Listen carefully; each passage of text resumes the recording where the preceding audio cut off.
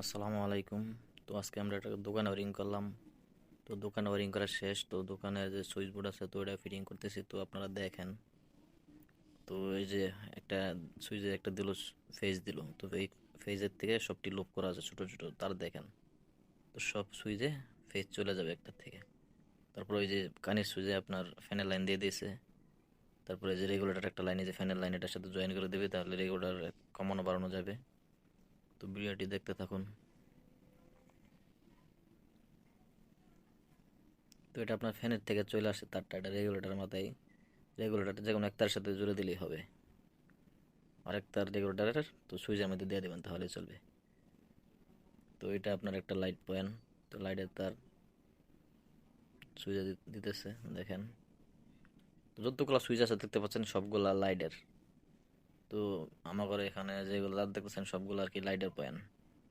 তো একটা একটা ঢুকাই দিলেই হবে। আর ছোট্টগুলো লোভ দেখতেছেন, এই এইগুলো আপনার ফেস।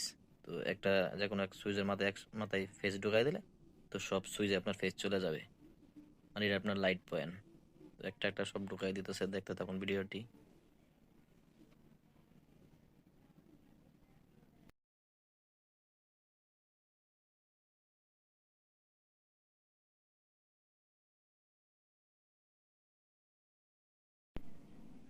এটাও একটা লাইট পয়েন্ট। সুইচ বোর্ডের ভিতরে কোনো আপনার টু পিন নাই। তো আপনার 6টা লাইট, একটা ফ্যান, মোট 7টা সুইচ, একটা রেগুলেটর। কোনো আইপিএস নাই, কোনো জেনারেটর নাই। তো আমরা সুইচ বোর্ডে কোনো কাট আউট বা কোনো আপনার টু পিন রাখি নাই।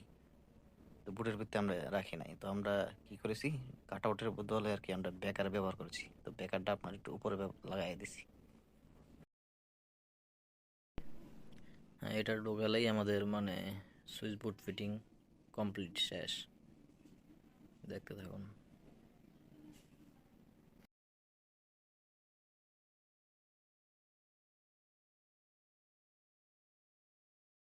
ওই যে ফ্যানের তারটা ওটার মধ্যে এখন কস্টিপ মেরে দেবো। তারপরে মনে করেন সুইচ বোর্ড ফিটিং ওকে। তো আমাদের ভিডিও আজকে এই পর্যন্তই। ধন্যবাদ। ভালো থাকবেন সবাই, সুস্থ থাকবেন। এই দেখেন কোনো টু পিন নাই।